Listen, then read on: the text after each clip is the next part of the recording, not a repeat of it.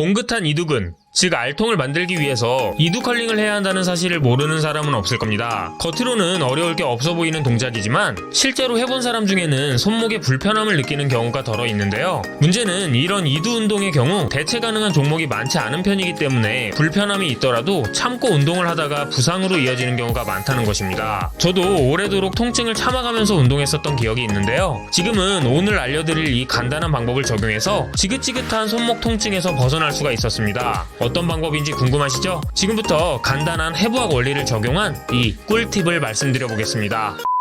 일반적으로 우리가 떠올리는 이두컬은 이렇습니다. 손등과 전환이 일직선을 이루고 완벽하게 고정된 상태에서 오로지 팔꿈치 관절만을 사용해서 고립된 이두컬을 하는 방식인데요. 실제로 대다수의 덤벨컬 강좌가 이런 식으로 운동을 알려주고 있고 가장 정석적인 방법이라고도 할 수 있겠습니다. 그런데 똑같이 해도 왜 저 사람들은 다 멀쩡한데 나만 손목이 뒤지게 아픈 걸까요? 결론부터 말씀드리겠습니다. 이두컬링에서 손목이 그토록 아팠던 이유는 덤벨의 무게, 즉 하중을 인식하는 포인트를 덤벨을 쥐고 있는 여기 이 지점에 두고 있었기 때문입니다. 이 통증을 해결하기 위한 방법은 생각보다 너무 간단한데요. 그저 의식적으로 하중을 인식하는 포인트를 손목의 아래 바로 이 지점에 있다고 생각해 주시기만 하면 됩니다. 못 믿어오신가요? 믿져야 본전이니까 꼭 한번 해보세요. 모든 것은 마음에 달려 있습니다.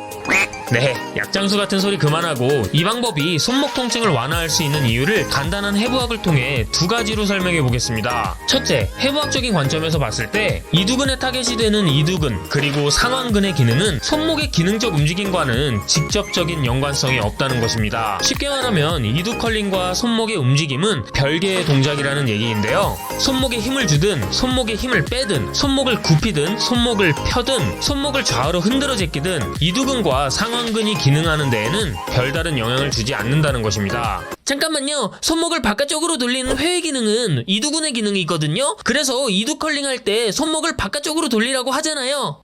뭐가 네, 맞습니다. 손목을 돌리는 기능, 그 중에서도 바깥쪽으로 돌리는 회외 동작은 이두근의 기능 중 하나입니다. 하지만 이건 손목이 도는 게 아니라 아래팔 전체가 회전하는 것이기 때문에 실제로는 손목의 기능이 아닌 아래팔의 기능으로 구분되어집니다. 결국 다시 한번 정리하자면 손목의 움직임은 이두컬링에서 어떠한 영향도 끼치지 않는다는 것입니다. 그저 단 한 가지 역할이 있다면 손목에 쥔 무게를 아래팔로 전달하는 것, 이게 유일한 것이겠죠. 따라서 손목을 어떻게 해보려는 시도 자체가 실제로 이두컬에는 별다른 영향을 주지 않기 때문에 하중의 포인트를 의도적으로 아래팔로 옮겨서 손목의 기능을 배제하는 것이 이두근과 상완근을 타겟하는 데에는 더욱 효율적이라고 할 수 있겠습니다.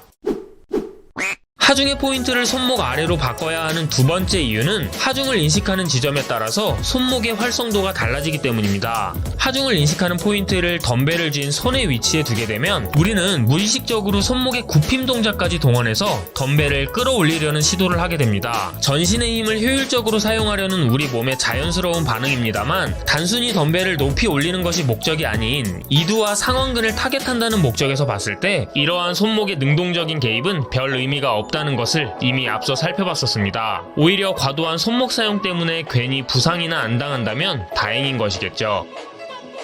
과도한 손목 사용이 부상 가능성을 높이는 데에는 한 가지 이유가 더 있습니다. 덤벨의 무게가 이두근과 상완근에 맞춰져 있기 때문에 이 중량이 손목에게는 대단히 큰 부담으로 느껴질 수 있다는 것인데요. 이와 같은 관점에서 보자면 이런 식으로 손목을 많이 사용하는 이두컬은 손목 건강에 결코 좋을 수가 없을 것입니다. 하지만 외관상으로 문제를 찾아볼 수 없더라도 운동자가 하중을 인식하는 지점이 잘못되었거나 실제적으로 손목을 많이 사용하고 있다면 손목 통증은 언제든지 발생할 수 있습니다. 정리해보자면 첫째, 이두컬과 손목의 움직임은 별개이다. 그리고 둘째, 손목의 무리한 사용은 손목 통증을 야기한다. 이렇게 두 가지로 요약해볼 수 있겠습니다. 자, 이제 좀 답이 보이시나요? 네, 맞습니다. 이두컬링을 하는 데 있어서 딱히 손목이 가진 기능적인 역할이 없고 무리한 사용은 오히려 통증을 부른다고 하니 우리가 할 일은 그저 손목의 사용을 최대한 배제시키는 것이라고 할 수 있겠습니다. 자, 그럼 어떻게 하면 손목의 사용을 최대한 배제시킬 수가 있을까요? 손목 사용을 배제할 수 있는 간단한 팁 두 가지를 알려드려 보겠습니다. 첫째, 손목을 뒤로 젖혀라. 정석적인 방법으로 손목과 전환을 일직선으로 유지하려고 하면 손목을 배제시키려는 의도와 달리 자꾸 손목을 사용하게 될 가능성이 있는데요. 아예 손목을 뒤로 젖히게 되면 하중을 인식하는 지점을 보다 직관적으로 손목의 아래 위치로 옮길 수 있게 됩니다. 이렇게 하면 손목의 사용 비중을 낮출 수 있어서 손목의 무리한 사용을 예방할 수 있습니다. 그렇다고 무리하게 뒤로 젖히면 손목의 과신전으로 인한 또 다른 문제를 낳을 수도 있으니 살짝만 뒤로 젖혀주시는 걸 추천드립니다. 둘째, 그립과 펌핑. 지금까지는 일관되게 손목의 사용을 배제하라고 얘기해왔지만 손목의 능동적인 사용 여부를 제외하더라도 실제로 무게를 전달하는 손목의 역할은 여전히 중요한 부분입니다. 손목이 너무 너덜거리면 통증은 물론이고 운동이 잘 될 리도 없겠죠. 효과적으로 손목을 안정화하기 위해서는 그립과 펌핑 두 가지를 신경 써주시면 좋은데요. 그립은 꽉! 그리고 덤벨 손잡이가 손목과 가까워질 수 있게 잡아주세요. 특히 새끼손가락과 이어지는 손목 부분에서 통증이 잘 느껴지신다면 중지, 약지, 소지 이 세 손가락은 더욱 신경 써서 타이트하게 잡아주시고 운동 중 느슨해지지 않게 노력해줍니다. 특히 세트 후반에 집중력이 떨어지면서 그립이 느슨해지지는 않았는지 계속해서 체크해주세요. 손목의 안정화에 가장 핵심적인 역할을 하는 건 바로 전환인데요. 주먹을 쥐거나 손목에 힘을 줘보는 간단한 테스트만으로도 자연스럽게 전환의 손목 안정화 기능을 확인해 볼 수 있습니다. 때문에 전환이 펌핑되기 전보다 충분히 펌핑되었을 때 더 나은 손목의 안정성을 제공한다는 것은 어찌 보면 당연한 얘기일 것입니다. 그럼 어떻게 하면 전환을 펌핑할 수가 있을까요? 전환의 펌핑, 즉 전환의 혈액을 모으는 방법은 아주 간단합니다. 덤벨을 들고 그립을 꽉 쥐고 있기만 해도 꽤 빠르게 펌핑을 유도할 수 있는데요. 덤벨 컬 시에는 본무게에 도달하기 전에 낮은 무게에서부터 웜업을 시작해서 점진적으로 무게를 높여나가는 방식을 추천드립니다. 이렇게 하면 전환의 펌핑과 함께 손목이 무게에 단계적으로 적응할 수 있기 때문에 보다 안전하고 쾌적하게 운동을 하실 수가 있을 겁니다. 저 같은 경우 간혹 시간이 없으면 바로 본무게로 덤벨 컬을 하는 경우가 있는데요. 이렇게 하면 어김없이 불편한 느낌이 찾아오더라고요. 가능하시다면 충분한 웜업 시간을 확보하고 전완근이 펌핑된 이후에 본 세트를 진행하시는 걸 추천드립니다.